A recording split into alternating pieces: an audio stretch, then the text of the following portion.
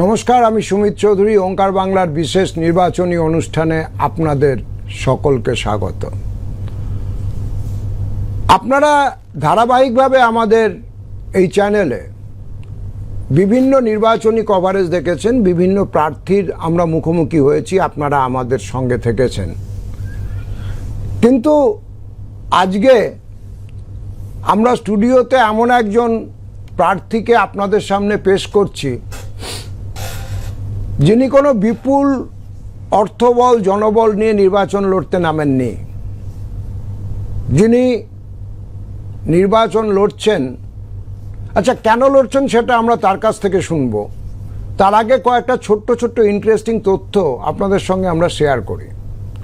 আমরা স্টুডিওতে আপনাকে যাকে আমরা পেশ করতে চলেছি আপনাদের দরবারে, আপনাদের আদালতে, তার সমর্থনে, তিনি একমাত্র প্রার্থী যার সমর্থনে মিরাতুন নাহার থেকে সুজাত ভদ্র, যারা সাধারণত নির্বাচনী রাজনীতিতে কোনো পক্ষ অবলম্বন করেন না, সমাজের বিবেকের কণ্ঠস্বর হিসেবে যারা পরিচিত, তারা বিবৃতি দিয়েছেন। আরও এই লিস্টটা লম্বা, তিনি নিজেই বলবেন। ইনি এমন একজন প্রার্থী যার সমর্থনে ডাক্তার কাফিল খান, আপনারা যারা একটু সচেতন দর্শক তারা জানেন যে উত্তরপ্রদেশের একটা শ্বাসরোধী জমানার বিরুদ্ধেও যিনি চিকিৎসার স্বার্থে, রোগীদের স্বার্থে তার নিজস্ব লড়াই চালিয়ে গেছেন, মতাদর্শের বিতর্কে কারাবরণ করেছেন প্রশাসনের রোষানলে পড়ে। কাফিল খান এই প্রার্থীর সমর্থনে বিবৃতি দিয়েছেন। অর্থাৎ আমি যে কথাটা প্রথমে বললাম যে লোকবল নেই, অর্থবল নেই, জনবল নেই, কথাটা বোধহয় আংশিক সত্য। পেশিবল বা অর্থবল না থাকলেও বিভিন্ন জনরের ব্যতিক্রমী মানুষ যারা আমাদের সমাজের এখন অবধি বিকিয়ে না যাওয়া কণ্ঠস্বর হিসেবে পরিচিত, এই প্রার্থীর সমর্থনে মানুষের কাছে আবেদন জানিয়েছেন ভোট দেওয়ার জন্য। আমরা আপনাদের কাছে পরিচয় করাচ্ছি সেই প্রার্থী। আমাদের স্টুডিওতে এসেছেন উত্তর কলকাতায় এসইউসিআই মনোনীত প্রার্থী ডাক্তার বিপ্লব চন্দ্র। নমস্কার ডাক্তার বিপ্লব চন্দ্র, আপনাকে আমাদের দর্শকদের তরফ থেকে এবং ওঙ্কার বাংলার তরফ থেকে স্বাগত জানাচ্ছি। ধন্যবাদ সুমিতবাবু, ধন্যবাদ আমাদের ডাকার জন্য। সময় নষ্ট না করে সরাসরি প্রসঙ্গটাই চলে যায়।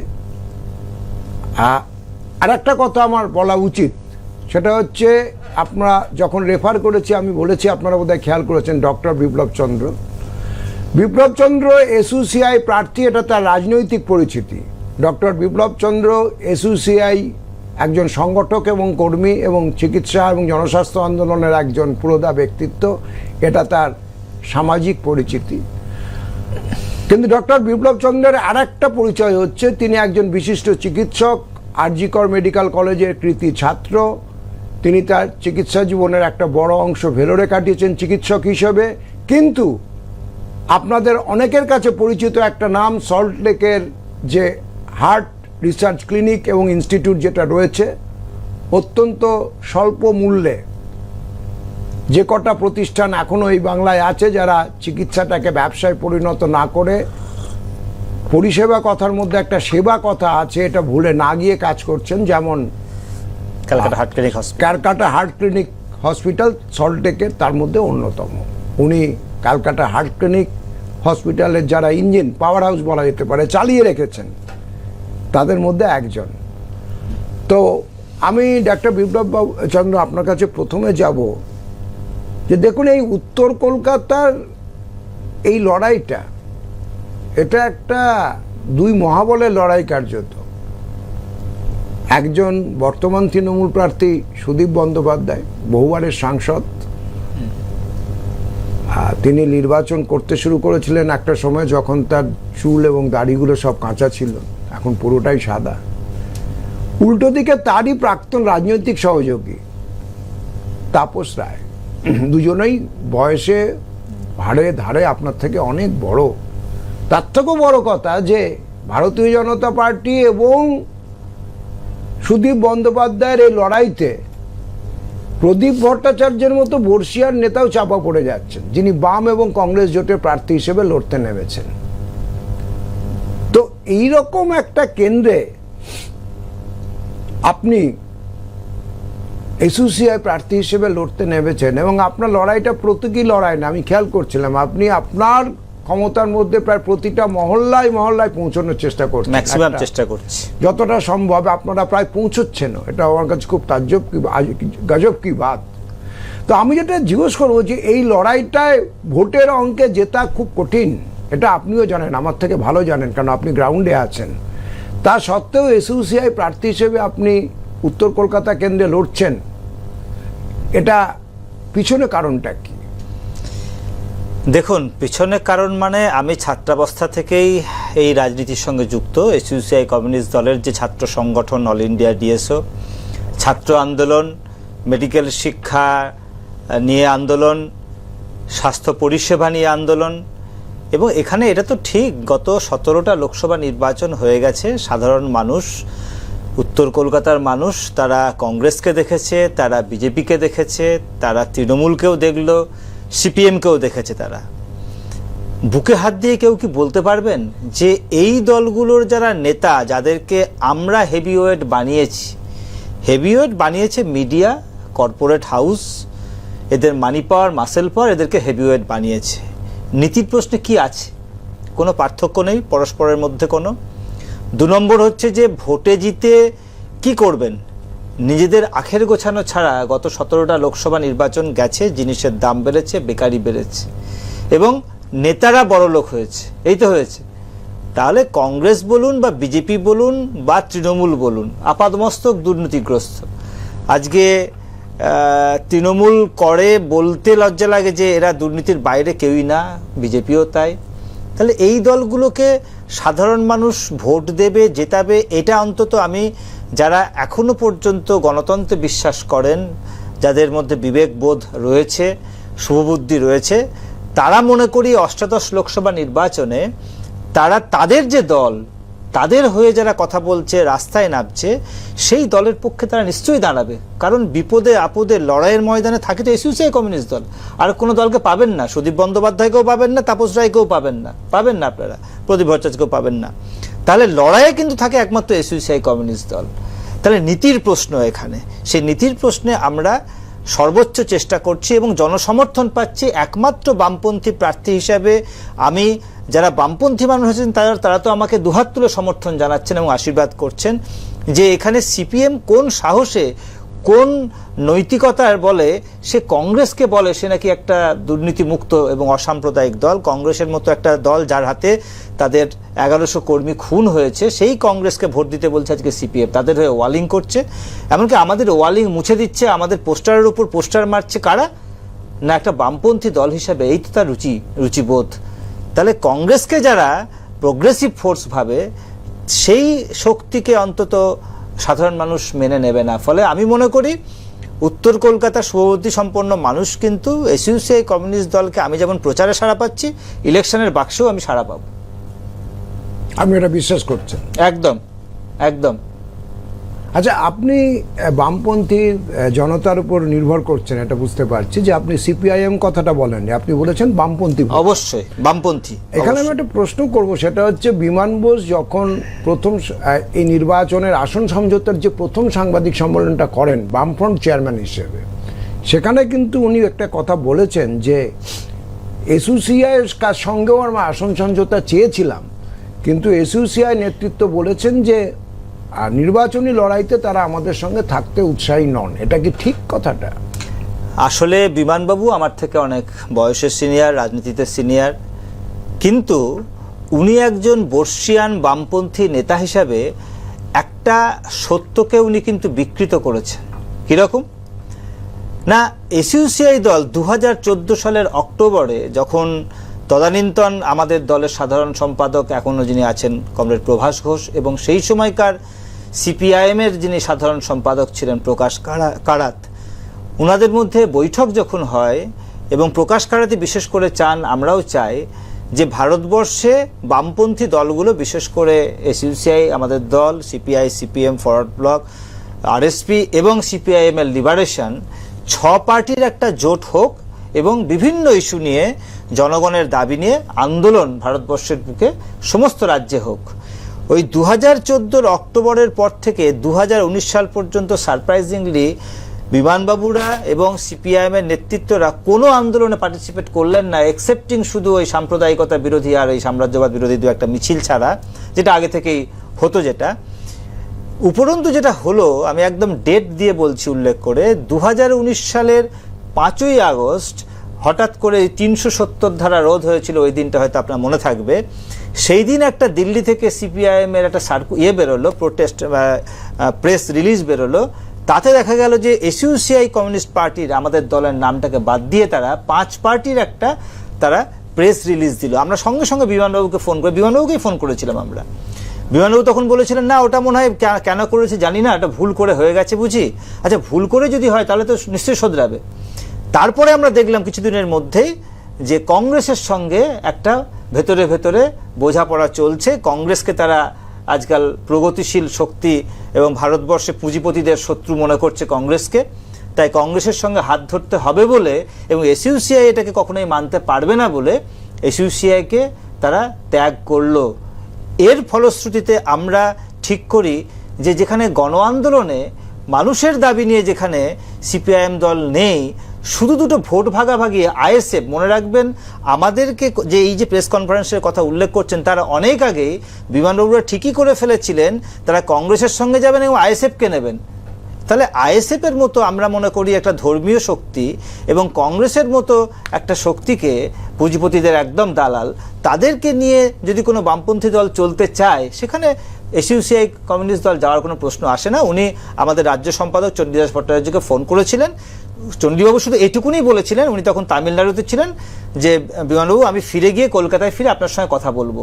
এই কথাটা হয়েছে। তার পরের দিনই প্রেস কনফারেন্সে তিনি এই কথা বলেছেন যে এসইউসিআই নাকি ঘোষণা করেছে যে আমরা যাব না। আমরা মানে কোনো প্রেসকে বা আমাদের কোনো রিলিজে কোথাও উল্লেখ নেই যে আমরা সিপিআইএম এর সঙ্গে কোনো জোটে যাব না, এই কথা আমরা বলিনি। এটা আমার মনে হয় উনি কিছুটা হলো হয় ভুলবশত করেছেন বা বিকৃত করেছেন। আসলে সিপিআইএম কিন্তু একটা ভয় পাচ্ছে, বিশেষ করে উত্তর কলকাতায় বা বিভিন্ন জায়গাতে বামপন্থী যে সৎ সেকশনটা আছে তারা কিন্তু এসইউসিআই দলকে সাপোর্ট করছেন, তারা পাশে থাকছেন। উত্তর ভারতের ঘটনা আপনি জানেন, কয়েকটা রাজ্যের কথা উল্লেখ করতে পারি, হরিয়ানার কথা উল্লেখ করতে পারি, পাঞ্জাব, মধ্যপ্রদেশ, উত্তরপ্রদেশ, এই সমস্ত রাজ্যগুলোতে সিপিএম কোনো ক্যান্ডিডেট দিল না। কি করে হয় এটা? তাহলে সেখানে কি বামপন্থী মানুষ নেই? অথচ এসইউসিআই কমিউনিস্ট দল কিন্তু ক্যান্ডিডেট দিল। এখান থেকে আমি একটা জিনিস জিজ্ঞেস করবো, এই যেহেতু সর্বভারতীয় প্রেক্ষিতটা এলো বলে, সেটা হচ্ছে যে মধ্যপ্রদেশের ইন্দোরে একটা ঘটনা ঘটেছে। সেখানে বিজেপির বিরুদ্ধে কংগ্রেস সমেত যে সমস্ত প্রার্থীরা ছিলেন তাদের মনোনয়ন হয় বাতিল হয়েছে অথবা তারা প্রত্যাহার করেছেন। একদম এসইউসিআই প্রার্থী একমাত্র টিকে গিয়েছে স্ক্রুটিনিতে বিজেপির বিরুদ্ধে। এখন এই কথাটা কি ঠিক যে ওখানে সিপিআইএম এসইউসিআই কে সমর্থন না করে, কংগ্রেস এসইউসিআই কে সমর্থন না করে নোটায় ভোট দিতে বলছে? একদম একদম। কমরেড অজিত সিং পানোয়ার, আমাদের দল এসইউসিআই কমিউনিস্টের প্রার্থী ওখানে ইন্দোরে, মধ্যপ্রদেশে। ওখানে বিজেপি, কংগ্রেস, আমরা এবং কিছু নির্দলের সব দাঁড়িয়েছিল। তাতে বিজেপি যেটা করে, কংগ্রেসকে থ্রেট করে, তাদেরকে টাকা পয়সা দিয়ে বিভিন্ন যারা ইন্ডিপেন্ডেন্ট যারা দাঁড়িয়েছে তাদেরকে সবই তুলে নেয়। তারপরে এসইউসির ক্যান্ডিডেটকে ডাইরেক্ট ফোন করে বলে, প্রথমে টাকা পয়সা বা বিভিন্ন রকম প্রলোভন দেখায়। তখন তো সোজাসুজি বলে যে এটা এসইউসিকে ফোন করছেন, আপনি অন্য কাউকে ফোন করছেন না। তারপর বিভিন্ন জায়গা থেকে থ্রেট আসতে থাকে যে বলে সবাই তো তুলে নিয়েছে, তোমরা একা কি করবে, তাহলে এখানে তোমরা যদি তুলে নাও তাহলে আর কোনো কন্টেস্ট হবে না, আমরা জিতে যাব। দিয়ে ভয় দেখাতে থাকে, থ্রেট করতে থাকে। তখন আমাদের দল সিদ্ধান্ত নেয় যে এই ক্যান্ডিডেটে অবশ্যই আমরা লড়বো, শেষ পর্যন্ত যাই হোক না কেন আমরা সেখানে লড়বো। এবং কমরেড অজিত সিং পানোয়ার লড়েন। এবং সবচেয়ে উল্লেখযোগ্য হচ্ছে CPI, communist party India, CPI কিন্তু সমর্থন জানায় যে আমরা বামপন্থী দল হিসাবে যেহেতু এসইউসিআই দাঁড়াচ্ছে এবং আর কেউ নেই বিজেপি বিরুদ্ধে, আমরা আমাদের কর্মীদের বলবো যেন এসইউসিকেই ভোটটা দেয়। কিন্তু সারপ্রাইজিংলি সিপিআইএম কিন্তু সে ওটা আমি দেখলাম। লিখিতভাবে যেটা খুব হতাশার কথা। নোটাতে ভোট যদিও হতাশার কিছু নেই, কারণ এই চরিত্র তো আমরা বহুদিন ধরে বিভিন্ন ক্ষেত্রে দেখছি। না, তো এইটা নিয়ে নোটাকে ভোট দিতে আপনারা সিপিআইএম নেতৃত্বকে জিজ্ঞেস করেছেন যে আপনারা এখানে জিজ্ঞেস করার কি আছে বলুন তো? জিজ্ঞেস করার কিছু আছে? যে শক্তি আইএসএফ এর হাত ধরে কংগ্রেসকে প্রগতিশীল ভাবে এবং একটা আলটপকা বিমানবাবুর মতো মানুষ বলে দেন, যেখানে আমাদের কোথাও এরকম কোনো প্রেস কনফারেন্সে কোনো মানে প্রেসের কোনো হাউস থেকে বা জার্নালিস্ট বলতে পারবেন না যে হ্যাঁ এসইউসি ঘোষণা করেছে আমরা সিপিএম এর সঙ্গে যাব। আমি জিজ্ঞেস করছি অন্য কারণে, কারণ সাম্প্রদায়িকতার ইস্যুতে ট্রেড ইউনিয়নের ক্ষেত্র আপনারা তো একাধিক জয়েন্ট মুভে থেকেছেন, থাকেননি তো, এমনকি আসামের মতো পাশের রাজ্য, সেখানে আপনারা সিপিএম এর সঙ্গে যৌথ নির্বাচনী ফ্রন্টও থেকেছেন। আমরা এখনো চাই আমাদের দলে, সেক্ষেত্রে you have the moral right to ask যে আপনারা ওখানে এসইউসি প্রার্থী একজন লালঝান্ডা প্রার্থী আপনারা, তো যেখানে আপনাদের সঙ্গে একাধিক রাজ্যে যৌথ কর্মসূচি রয়েছে including waist Bengal at present, তো সেখানে আপনারা কেন নোটাতে ভোট দিতে বলছেন? এটা তো আপনাদের প্রার্থী নেই, কংগ্রেসেরও প্রার্থী নেই। এটা তো আমরা ওপেনলি এটাকে আমরা কন্ডেম করেছি, আমরা অ্যাপিল করেছি সমস্ত বামপন্থী মনস্ক মানুষকে। আবার আমি যেটা বলতে চাই, আমাদের দলের সাধারণ সম্পাদকের বক্তব্যই হচ্ছে আগামী দিনে ভারতবর্ষের সামনে যে বিপদ, সেই বিপদ ফ্যাসিবাদের বিপদ বলুন, অর্থনৈতিক দিক থেকে সামাজিক দিক থেকে যে সংকট যা বিজেপি আনছে, কংগ্রেস কোথাও থাকলে কংগ্রেসও আনবে বা পশ্চিমবঙ্গে তৃণমূল আনছে, এর বিরুদ্ধে যদি মানুষকে লড়তে হয় তাহলে সংগ্রামী বামপন্থার কিন্তু ঐক্য দরকার। মানে ওই কম্প্রোমাইজ করে শুধু কয়েকটা সিটের জন্য বামপন্থী, আমি বামপন্থার কথা মুখে বলছি অথচ বামপন্থার নীতি নিয়ে চলছি না, এই জোট না। সংগ্রামী বামপন্থা আন্দোলনের জোট, সেই আন্দোলন করতে করতে আগামী দিনে একটা ইলেকশন আসলে জোট হতে পারে। কিন্তু আমি যেটা আমার দলের স্ট্যান্ড পরিষ্কার, যেটা আমি বলতে চাই যে আমরা বামপন্থীদেরকে আবারও বলছি, এই ভোট মিটে গেলেও সুযোগ আছে, ঐক্যবদ্ধ হন। আমরা কৃষক আন্দোলন অ্যাপিল করেছিলাম, দিল্লিতে কৃষক আন্দোলন কিন্তু একটা ল্যান্ডমার্ক ছিল, সেই আন্দোলনে কিন্তু বামপন্থীরা মানে একদম দল নির্বিশেষে কিন্তু ঐক্যবদ্ধ হয়ে কিন্তু লড়া দরকার ছিল, ইট ওয়াজ এ স্কোপ, কিন্তু সেটা আমরা সেভাবে কিন্তু পাইনি সমর্থন। আমরা আমাদের সীমিত ক্ষমতা অনুযায়ী আমরা চেষ্টা করছি। ডক্টর বিপ্লব চন্দ্র যেটা বলছিলেন যে সমাজের বিভিন্ন অংশের মানুষ এই নির্বাচনে উত্তর কলকাতা কেন্দ্রে টর্চ প্রতীকে লড়ছেন ডক্টর বিপ্লব চন্দ্র, তাকে সমর্থন করার জন্য অ্যাপিল করেছেন। তো যেটা অভিযোগ যে অন্যতম বিজেপির স্ট্রংহোল্ড রাজ্য উত্তরপ্রদেশের রাষ্ট্রীয় লাঞ্ছনার মুখে পড়েছিলেন আর একজন বিশিষ্ট চিকিৎসক ডক্টর কাফিল খান। এই নির্বাচনে ডক্টর কাফিল খান একটা ভিডিও বার্তায় সমর্থন জানিয়েছেন উত্তর কলকাতা কেন্দ্রে। এই মুহূর্তে আমাদের স্টুডিওতে যিনি রয়েছেন প্রার্থী বিপ্লব চন্দ্রের পক্ষে, আমরা একটু শুনে নেব ডক্টর কাফিল খান কি বলেছেন। हाय, आई एम डॉक्टर कफील खान और मैं ये video doctor Biplab Chandra MD medicine, जो कि बहुत अच्छे डॉक्टर समाज सेवी हैं और इस वक्त उत्तरी कोलकाता के से एसयूसीआई के बैनर थ्रू लोकसभा का चुनाव लड़ रहे हैं। ये चुनाव हमारे डेमोक्रेसी को बचाने का चुनाव है और एसयूसीआई ऐसी संस्था है जो कि गरीब मजलूमों के लिए हमेशा से काम करती है, चाहे कहीं बाढ़ आ जाए, चाहे कहीं कोई नेचुरल क्लेमिटी आ जाए। और इनका मेडिकल सर्विस सेंटर के थ्रू मेरा और मेरे परिवार का नाता 8 सालों से है, जिन्होंने मैंने उनके साथ बहुत से मेडिकल कैंप किए हैं, चाहे वो आसाम हो, चाहे वो वेस्ट बंगाल हो, चाहे वो बिहार हो, चाहे वो झारखंड हो, कहीं पे भी बहुत से पूरे ऑल ओवर इंडिया जो है वो उनकी साथ बहुत काम किया है। हमने फ्री में मेडिकल कैंप किए, दवाइयां दी और लोगों को देखा है। डॉक्टर बिप्लब चंद्रा एक बहुत ही is very genuine person, very सौम्य और बहुत सुलझे हुए हैं। उनकी आइडियोलॉजी यही है कि जो हमारे देश के हर नागरिक को एक समान अधिकार मिलना चाहिए। He believes in our constitution और उस पे वो काम करते हैं। एसोसियाई उस पे ही काम करती है। तो मेरा आप सबसे निवेदन है कि कुछ अच्छे, उनके पास पैसे नहीं है बहुत जो चुनाव लड़ने के लिए और उनके पास बहुत बड़ा मैन पावर नहीं है, बट आपसे हाथ जोड़ के निवेदन है कि कुछ लोग ऐसे हैं जिन्हें हमें लोकसभा में पार्लियामेंट में देखना है, जो कि हमारे देश की तरक्की के और उन्नति के लिए काम कर सके।